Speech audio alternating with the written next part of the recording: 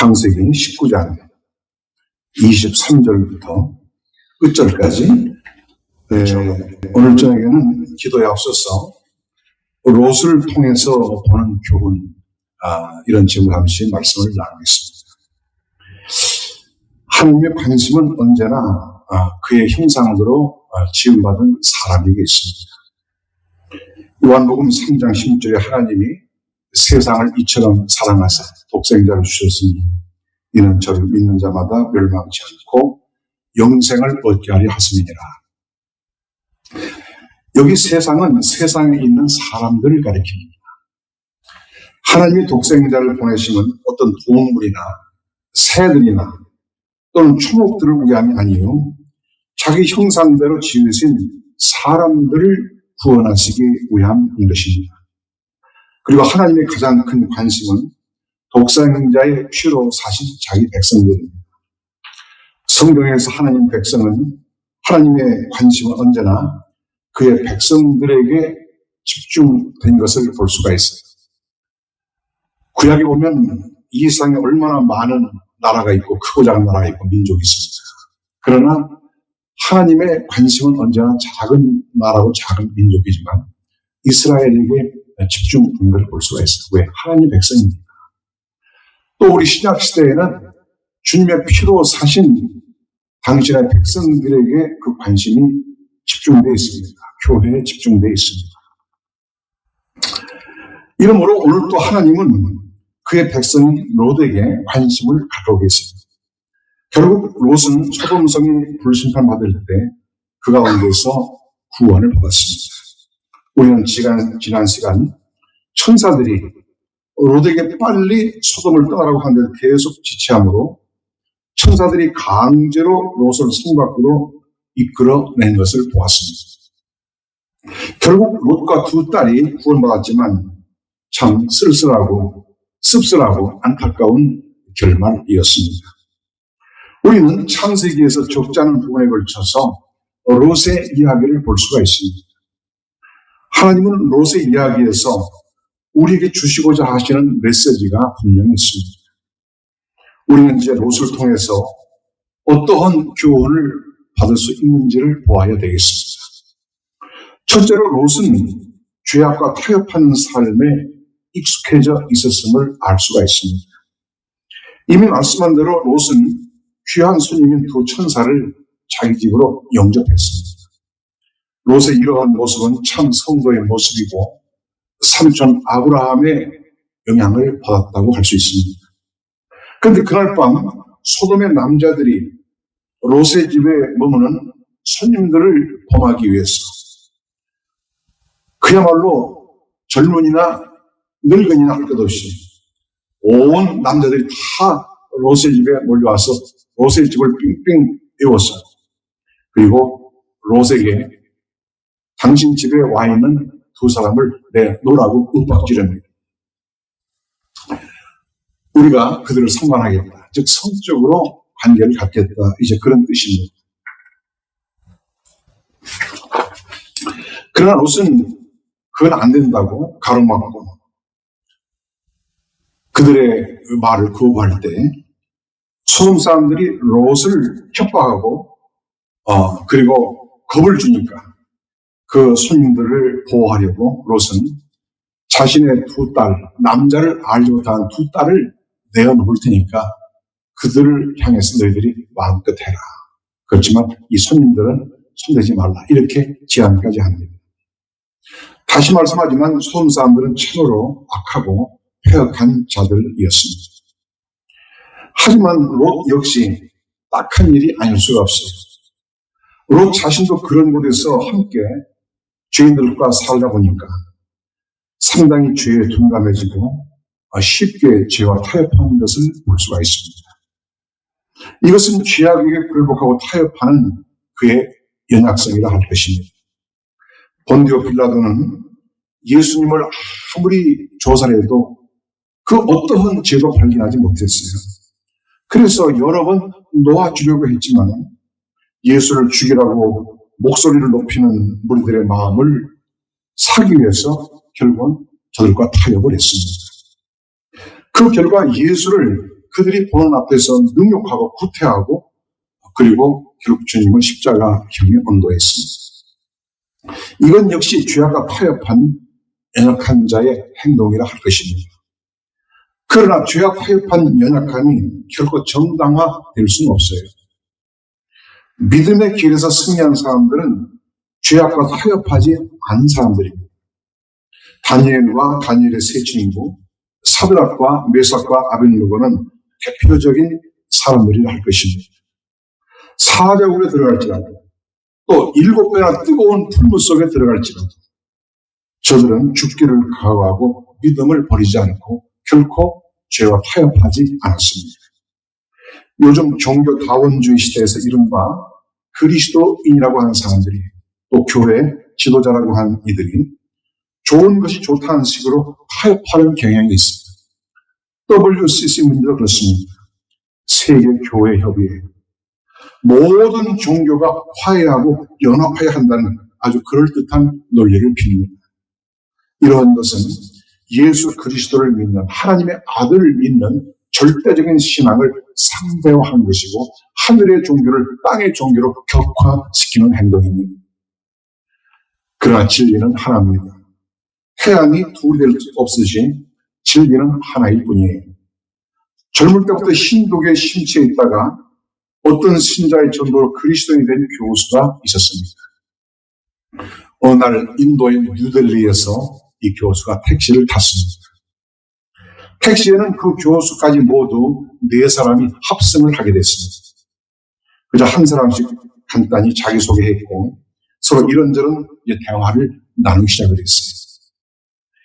자, 그러다 보니까 공교롭게도 4사람 모두가 종교가 다르다는 것을 알게 되었습니다. 그때 한 사람이 이렇게 말합니다. 우리는 모두 종교가 달라도 같은 배를 탄 사람들이죠. 결국은 같은 목적지를 가진 같은 신을 섬기는 사람들이니까요. 이렇게 말했습니다. 그러자 가만히 있던 교수가 버럭 소리를 질렀습니다. 아니요. 당신들은 같은 배를 탄지 모르지만 나는 다른 배를 탔어. 이렇게 아주 분명하게 말했습니다. 그렇습니다. 진리는 타협할 수 없어요. 진리는 오직 하나뿐입니다. 참 목자는 양의 무리에 들어갈 때 오직 하나의 문을 통해서 들어갑니다. 이것은 진리의 문입니다.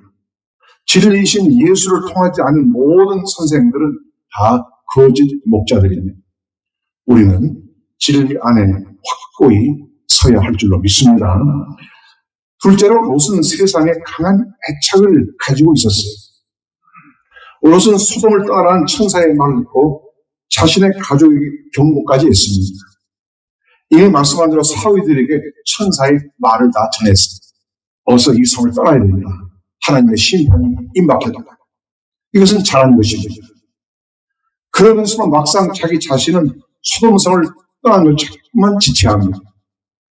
다시 16절에 그러나 롯이 지체하며 그 사람들이 롯과 그 아내의 손과 두 딸의 손을 잡아 인도하여 성 밖에 두니 여호와께서 인자를 더하심이었더라.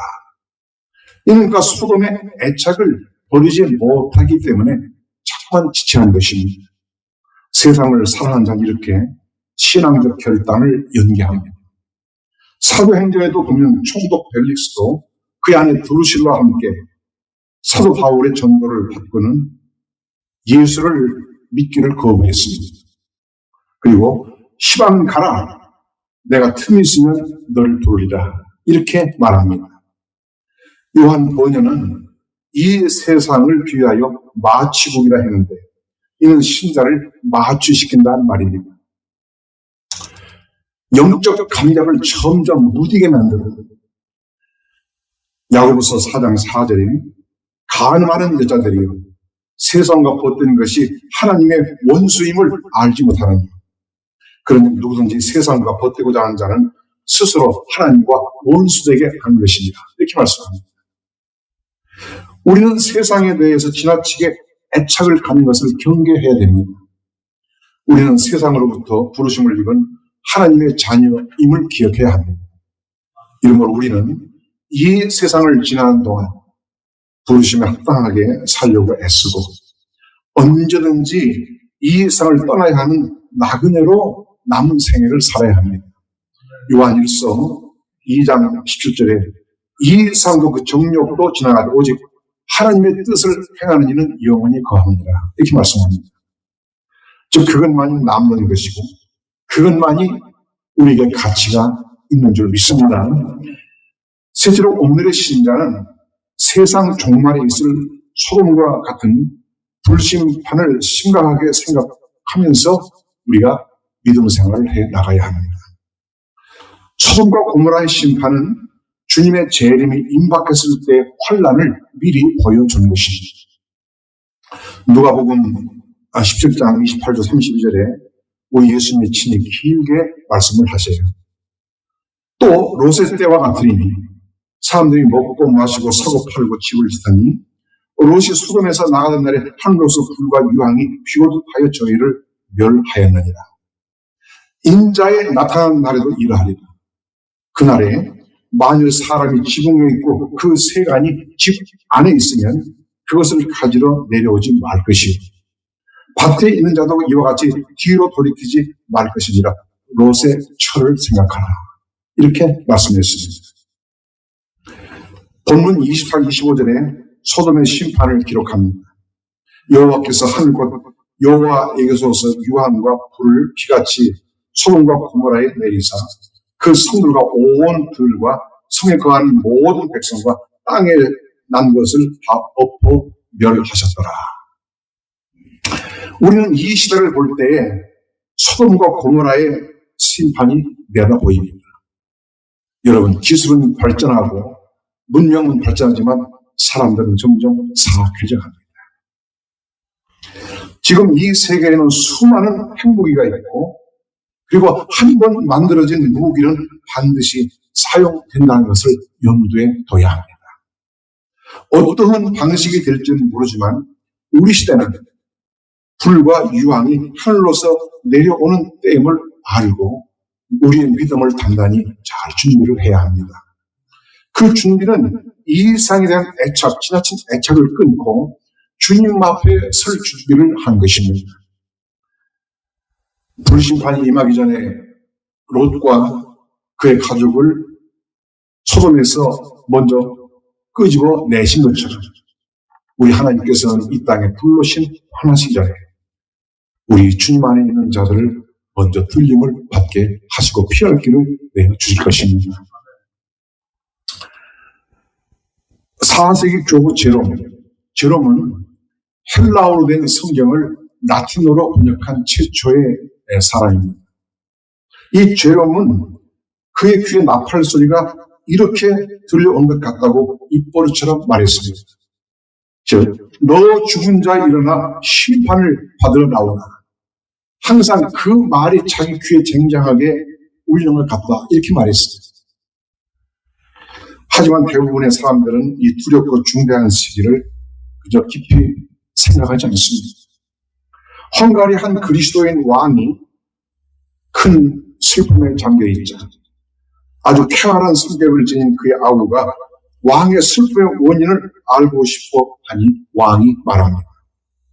아우여, 나는 하나님께 죄인인데 어떻게 죽어야 할지도 모르겠고 심판 때 어떻게 하나님 앞에 나타나야 할지도 모르겠어.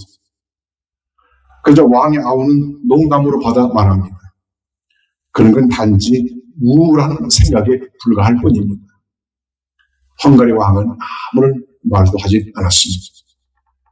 그런데 누구든 사형집행관이 그 사람 집에 와서 나팔을 불면 그는 곧 사형집행장으로 끌려가는 것이 그 나라의 법이요 관례였습니다. 어느 날 깊은 밤 왕은 사형집행관을 보내어 그의 아우집 앞에서 나팔을 불게 했습니다. 아우는 나팔 소리를 듣고 죽음의 사자를 보며 너무나 놀랍고 너무나 두려웠습니다. 황급히 왕을 배하려고 자기가 어떠한 죄를 졌는지를 알려달라고 간청을 합니다. 왕은 말합니다. 아우야, 자네는 결코 내게 죄를 범한 적이 없네. 그런데 내가 사형 집행관을 보고서 내가 하나님 앞에 끌려나가기를 두려워하는 것에 대해서 자네는 어떻게 생각합니까? 이제 그쯤 되면 어느 정도 깨달을 때가 됐지 않나, 이렇게 질문을 한 것입니다. 우리는 그래서 평소에 하나님을 잘 경외해야 됩니다.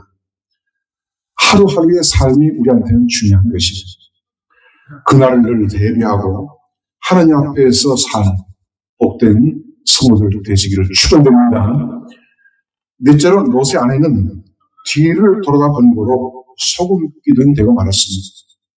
17절 천사가 말하면서요, 돌아보고는 들에 머무르거나 하지 말고 산으로 도망하여 멸망함을 면하라.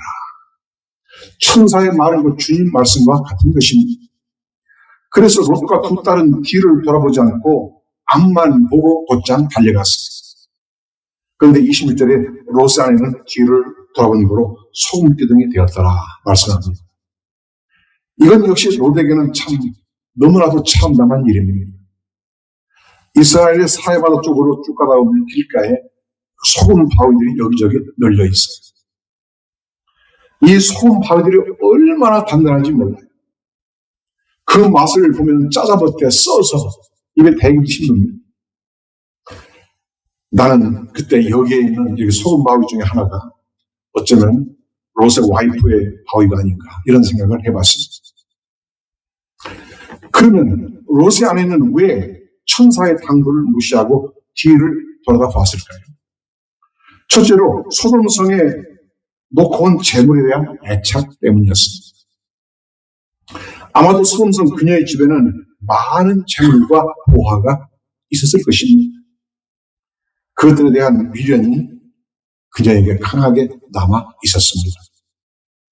또 말씀하지만 누가복음 17장 31절에 그날의 사람이 지붕에 있고 세 가지 집안에 있으면 그것을 가지러 내려오지 말 것이고 밭에 있는 자도 이와 같이 뒤로 돌이키지 말 것이니라. 롯의 철을 생각하라.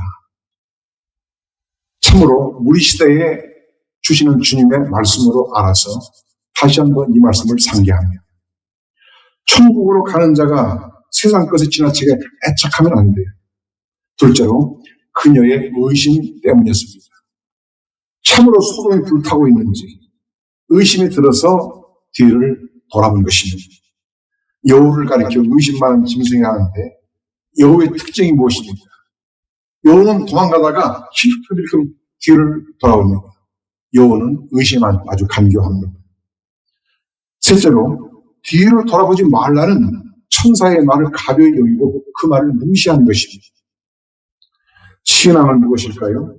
하나님을 경외하고 그 말씀을 무겁게 여기는 것입니다.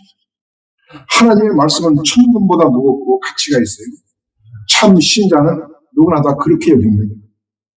사랑하는 성도 여러분, 주님의 말씀을 믿고 순종하는 것이 가장 복된 줄 믿습니다. 롯은 구원받았지만 불 가운데서 그야말로 간신히 구원받았어요. 롯에게 안타까운 것이 무엇입니까? 롯의 잘못이 무엇일까요? 눈을 들어 소돔 방면을 바라봤어요. 아브라함이 내가 우하면 난 좌하고 내가 좌하면 나는 우하리라. 내가 먼저 택하라. 이렇게 말할 때 롯은 소돔 쪽을 바라보고 뒤돌아보지 않고 그 길로 갔습니다. 아브라함을 떠나서 간 거예요. 또 창세기 14장에서 소돔의 전쟁이 일어나서 롯과 그의 가족이 다 포로로 잡혀가고 있었어요.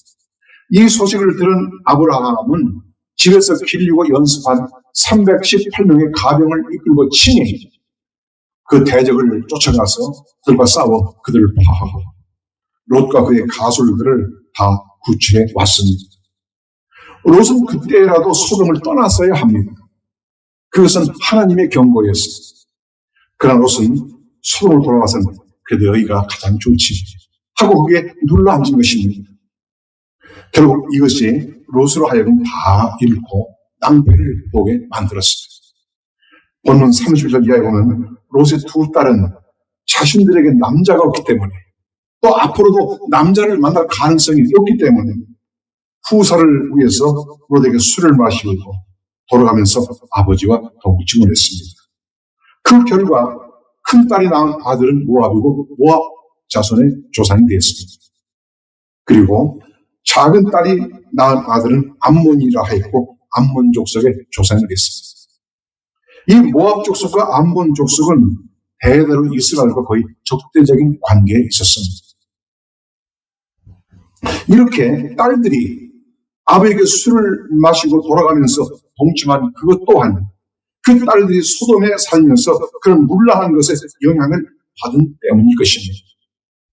이것도 역시 롯의 책임이 크다 하지 않을 수가 없습니다. 롯은 분명히 의인이라고 했지만 참으로 안타까운 생애를 살았어요. 롯은 삼촌 아브라함 덕분에 이만큼이라도 생명을 보장할 수가 있었습니다. 본문 29절에 하나님이 들의 성들을 멸하신 거예요. 곧 롯에 거하는 성을 엎으실 때에 아브라함을 생각하사 롯을 엎으시는 중에서 내어 보내셨더라. 여기 분명히 하나님이 아브라함을 생각하시어 롯을 소돔에서 내어 보내셨다고 말씀합니다. 롯을 위해서 롯 자신보다 삼촌 아브라함이 더 많이 기도한 것입니다. 아브라함을 생각하시어서 그 도성에 의인 10명이 없는 가운데도 결국은 천사를 보내시어 롯을 거기서 끄집어 내신 것입니다. 그런 면에서 롯은 참 복을 받은 사람이라 할 수가 있어요. 우리는 자녀들을 위해서 아브라함처럼 기도해야 돼요. 우리 자녀들은 우리만큼 기도하지 않을 것입니다. 어쩌면. 그렇지만 아브라함이 롯을 위해서 기도를 많이 했습니다. 그것은 롯을 구하는 역사를 나타냈습니다. 오늘 우리들 우리 자녀를 위해서 기도를 많이 해야 돼요. 우리 부모들이. 그 기도는 헛되지 않습니다. 그리고 우리 자신이 아브라함처럼 하나님 앞에 늘 신실하도록 해야 할 것입니다. 기도하는 부모를 가진 자녀들은 복을 받은 자녀들이라 할 것입니다. 내가 경험하면서 느끼는 것은 뭐냐면 역시 부모가 기도를 많이 한 자녀들이 결국은 보면 잘 됩니다. 하나님이 아브라함을 생각하신 것처럼 오늘 또 기도한 성도들을 생각하십니다. 좋으신 우리 하나님을 언제나 굳게 믿고 사랑하시기 바랍니다. 롯을 통해 주시는 교훈은 오늘 우리들을 포함하여 이 말세를 살아가는 모든 그리스도인들에게 주시는 교훈인 줄 믿습니다. 진실로 환난의 날과 심판 날에 다 우리들 자신과 또 우리의 자녀들이 우리 집이 구원받는 그런 은혜가 있게 되기를 예수님의 이름으로 축복합니다.